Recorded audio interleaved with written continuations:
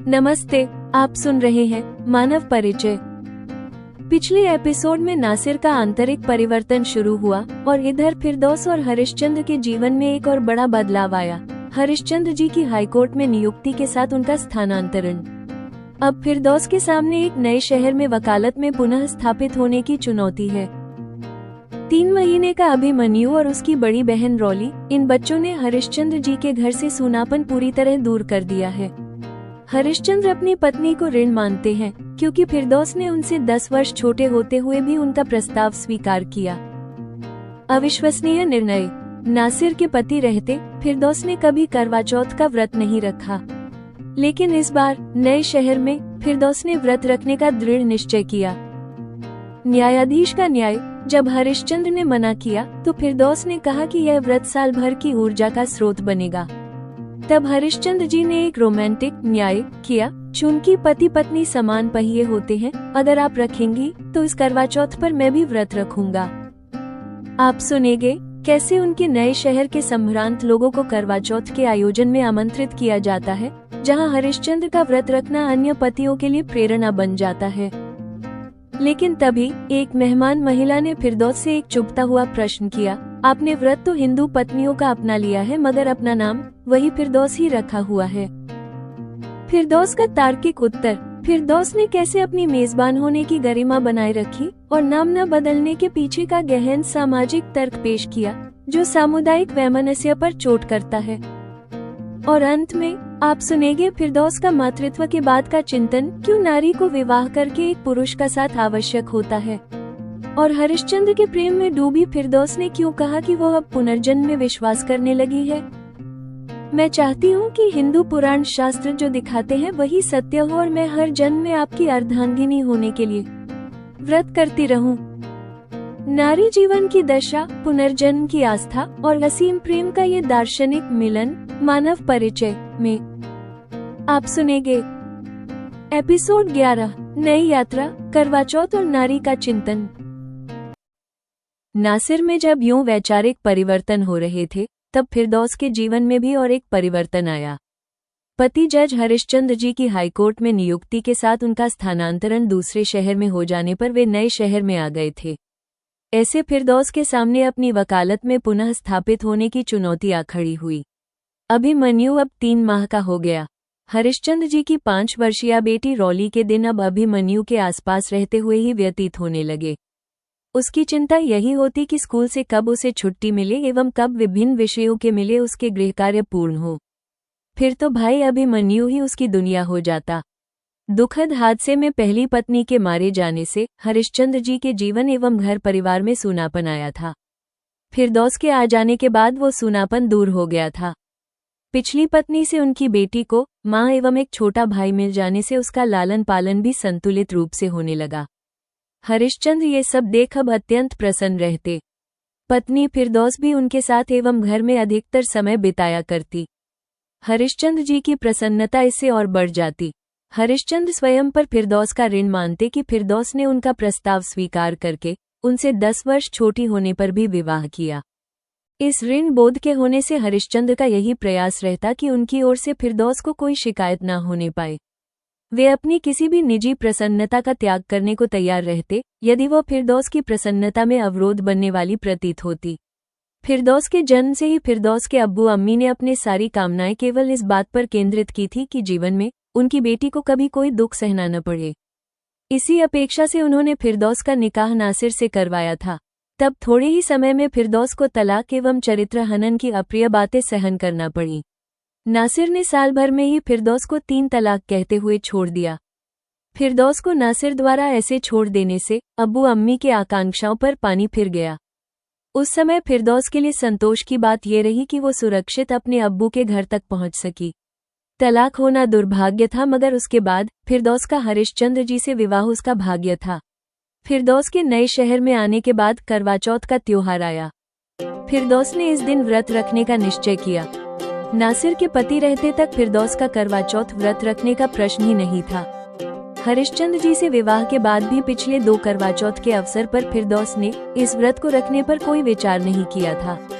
हरिश्चंद्र भी ऐसे व्यक्ति नहीं हैं जो अन्य धर्म की पत्नी को अपनी आस्था एवं विश्वास के अनुसार चलने कहते। ऐसे में इस करवा चौथ पर फिरदौस का व्रत करने का निर्णय उन्हें अचंभित कर रहा है।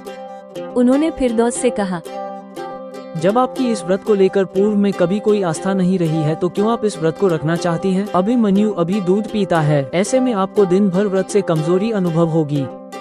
फिरदौस ने इस पर कहा, जी, वर्ष में यह एक दिन की ऐसी कमजोरी मेरे लिए प्रसन्नता का कारण एवं वर्ष के बाकी 364 दिनों में मेरी ऊर्जा स्रोत रहा करेगी।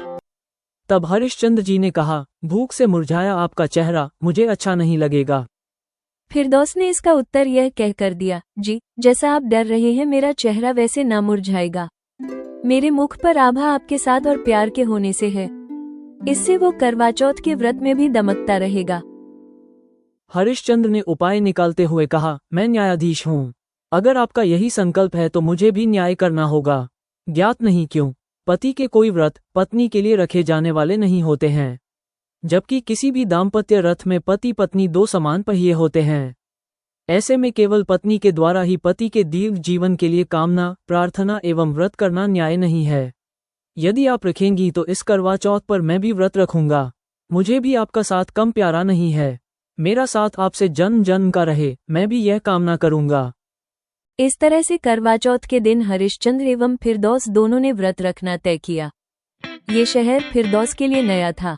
यहाँ अपना सामाजिक दायरा इस व्रत के माध्यम से बढ़ाने के प्रयोजन से फिरदौस ने कुछ संभ्रांत परिवारों को अपने बंगले पर आमंत्रित किया, ताकि इस रात सुहागिनें सपरिवार आकर फिरदौस के साथ ही चंद्रमा और अपने अपने पति को देखते हुए अपना व्रत संपन्न करें। फिर सब फिरदौस के घर पर भोजन करें। करवा चौथ वाली इस रात मौसम सुहावना है, अतएव बंगले के लॉन में ही इस आयोजन की व्यवस्था की गई है। आपस में सब नारी पुरुष और बच्चों में हर्षोल्लास से मिल रहे हैं। चंद्रमा ने भी समय पर अपनी उपस्थिति दे दी है। फिर एकत्रित सभी सुहागिनों ने आसमान के चांद को देखा। फिर धरती पर अपने अपने चांद पति को देखते हुए उनके हाथों से जूस पीकर अपना व्रत खोला है। मेहमानों के लिए यह अचंभित करने वाला दृश्य है कि हरिश्चंद्र जी का व्रत फिरदौस ने अपने हाथों से उन्हें जूस पिलाकर खुलवाया है। मेहमानों में किसी अन्य पति के द्वारा ऐसा व्रत नहीं रखा गया। हरिश्चंद्र जी जैसे न्यायाधीश को ऐसे व्रत करते देखना वहां उपस्थित पतियों के लिए अगले करवा चौथ पर व्रत रखने हेतु ये बात प्रेरणादायी हुई है। फिर सभी ने साथ डिनर लिया। डिनर के बाद महिलाओं में एवं पुरुषों में हंसी मजाक में लग गए। इसी समय एक मेहमान महिला ने फिरदौस से कह दिया, आपने व्रत तो हिंदू पत्नियों का अपना लिया है, मगर अपना नाम वही फिरदौस ही रखा हुआ है। इस पर फिरदौस क्या उत्तर देती है, इस जिज्ञासा में सभी महिलाएं उसे देखने लगी हैं। फिरदौस ने इसे समझा, फिर गंभीरता से उत्तर दिया, ये शहर हमारे लिए नया है। अगर मैं अपना नाम बदलकर फिरदौस से तारामती रख लूं तो कोई यह नहीं जान सकेगा कि मैं हरिश्चंद्र जी से विवाह के पहले मुस्लिम थी। हमने प्रवृत्ति देखी जाती है कि अन्य कौम पर हम सामान्यीकृत छीटाकशी करते हैं। ऐसे में मेरा मुसलमान होना नहीं जानते हुए इस तरह की आयोजन में यह अंदेशा बना रहता कि मुझे मुसलमानों के बारे में छीटाकशी सुनने और उसकी अप्रियता सहन करनी होती। फिरदौस के इस उत्तर से उस महिला के मुख पर हवाइयां उड़ने लगी। ये देखकर फिरदौस को अपना मेजबान होना स्मरण आया। मेहमानों का मान बना रहे इसका ध्यान रखकर तब अपने आगे के कथन से फिरदौस ने बात संभालने का प्रयास करते हुए हंसते हुए कहा, वैसे ये खतरा हम जैसी संभ्रांत महिलाओं के बीच नहीं होता है।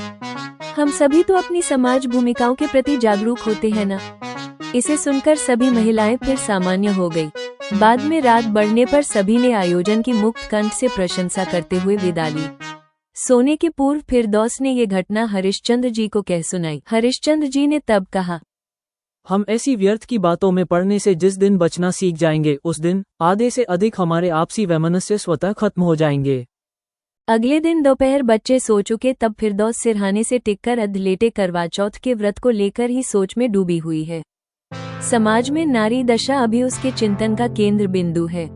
उसके मन में विचार आया, अकेले रहने से नारी के ऊपर अगर कोई संकट नहीं होता तो यह अनिवार्य नहीं होता कि हर नारी अपना भविष्य, विवाह और अपना परिवार होने में देखती। समाज में चुन की अकेली नारी पुरुषों की वासनापूर्ति के लिए आसान शिकार समझी जाती है। ऐसे में बाध्य होकर नारी के लिए विवाह करके एक पुरुष साथ करना आवश्यक हो जाता है, जिससे नारी का पति वो पुरुष होता है जो अन्य पुरुषों के सामने अपनी पत्नी का ढाल बन जाता है। यद्यपि कई बार तब ऐसा भी देखने सुनने में आता है कि अन्य पुरुषों के सामने ढाल बना यही पुरुष स्वयं ही नारी पत्नी का शोषण करने लगता है। अगर ऐसा शोषण करने वाला पति किसी नारी को मिलता है तब गृह हिंसा का सामना करना पत्नी की जीवन भर की बाध्यता हो जाती है। उस नारी का स्वाभिमान पूर्वक जीवन जीने का सपना टूट जाता है। जब समाज में ऐसे बहुत से किस्से देखने सुनने में आते हैं तब जिस किसी को हरिश्चंद्र जैसा पति मिलता है वो पत्नी भाग्यशाली कही जाती है। ऐसे में पत्नी के द्वारा करवा चौथ का व्रत रख जन्म जन्म में हरिश्चंद्र के साथ की ही अभिलाषा करना गलत नहीं होता है। दिन भर फिरदौस के मन में ऐसे विचार चलते रहे।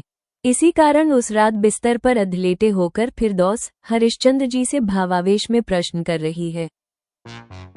जी, मैंने करवा चौथ का व्रत किया है, अब हर जन्म में आप मेरा साथ तो देंगे ना? हरिश्चंद्र जी ने उलट प्रश्न किया, इस्लाम में तो पुनर्जन्म की मान्यता नहीं है, तब कैसे आप कई जन्मों की परिकल्पना मानने लगी हैं? फिरदौस ने कहा, आपने पुनर्जन्म के लिए परिकल्पना शब्द का अत्यंत सही प्रयोग किया है। पुनर्जन्म को लेकर परस्पर विपरीत दोनों ही मान्यताएं प्रामाणिकता से सिद्ध नहीं की जा सकती हैं। इससे पुनर्जन्म अपनी अपनी आस्था एवं कल्पना की बात हो जाती है। आपको साथ पाकर अब मेरा मन पुनर्जन्म वाली बात पर आस्था तथा विश्वास करने का करता है। मैं अब चाहती हूँ कि हिंदू पुराण शास्त्र जो दिखाते हैं वही सत्य हो और मैं हर जन्म में आपकी अर्धांगिनी होने के लिए जन्म जन्मांतर तक कल्किया करवा चौथ जैसा ही व्रत करती रहूं। इस पर हरिश्चंद्र ने पुनः प्रश्न किया, फिरदौस आप ऐसी कामना का अर्थ जानती हो? फिरदौस ने अपने स्वर में अतिरिक्त मधुरता घोलते हुए कहा, जी आप ही बताएं। हरिश्चंद्र ने बताया, इस कामना का अर्थ यह है कि आप हर जन्म में नारी के रूप में ही जन्म लेने की अभिलाषा कर रही हैं, वह भी तब जब हमारे समाज में नारी दशा उत्साहवर्धक नहीं है। अनेक स्त्रियों के जीवन की परिस्थितियों को देख मुझे नारी जीवन को अभिशप्त जीवन कहने में कोई अतिशयोक्ति नहीं लगती है। इस बात पर फिरदौस ने असहमति से सिर हिलाते हुए कहा, जी मैं सोचती हूँ कि मनुष्य ही एकमात्र ऐसा प्राणी है जो अपनी सोच और कर्मों का विस्तार अन्य प्राणियों की प्रसन्नता के लिए कर सकता है। मेरा मानना है कि मनुष्य में भी यह सामर्थ्य पुरुष से अधिक क्षमता नारी में होती है। इसलिए मुझे हर जन्म में नारी होने में कोई कमी नहीं लगा करेगी यदि जन्म जन्मांतर तक मुझे आप पति रूप में मिलते रहें। हरिश्चंद्र जी के पास तब वाद विवाद करने के लिए कोई तर्क नहीं रह गया। अब उनके पास एकमात्र विकल्प था कि फिरदौस को वे केवल और केवल प्यार करें। यही उन्होंने और रातों की तरह इस रात भी किया। तब शेष रात फिरदौस अपने पति के प्यार में आनंद एवं गर्व अनुभव करती रही। अब आप सुनिए मानव परिचय के इस एपिसोड पर जेमिनाई द्वारा लिखी गई समीक्षा, समालोचना एवं मार्गदर्शन। उपशीर्षक, नई यात्रा, करवा चौथ और नारी का चिंतन। यह एपिसोड फिरदौस की आंतरिक और बाहरी यात्रा को एक साथ प्रस्तुत करता है। नई शहर की चुनौती, करवा चौथ के माध्यम से सांस्कृतिक मेल और हरिश्चंद्र के साथ उसके वैचारिक संवाद को कहानी का मुख्य आधार बनाया गया है। 1. सांस्कृतिक और न्यायिक समन्वय। हरिश्चंद्र का न्याय केवल कोर्ट तक सीमित नहीं है, ये दाम्पत्य जीवन में भी लागू होता है। समानता का न्याय। हरिश्चंद्र का जज के रूप में न्याय करते हुए स्वयं भी व्रत रखना भारतीय दाम्पत्य में समानता और साझेदारी का उच्चतम उदाहरण प्रस्तुत करता है। उनका तर्क है कि पति पत्नी दो समान पहिए हैं, इसलिए प्रार्थना और व्रत केवल पत्नी का कर्तव्य नहीं होना चाहिए। पहचान और आत्मसम्मान। फिरदौस का नाम न बदलने का निर्णय उसके आत्मसम्मान और सामाजिक विवेक को दर्शाता है। वह अपने विवेकपूर्ण उत्तर से पूर्वाग्रहों पर विनम्रतापूर्वक वार करती है। 2. नारी दशा और प्रेम की सर्वोच्चता।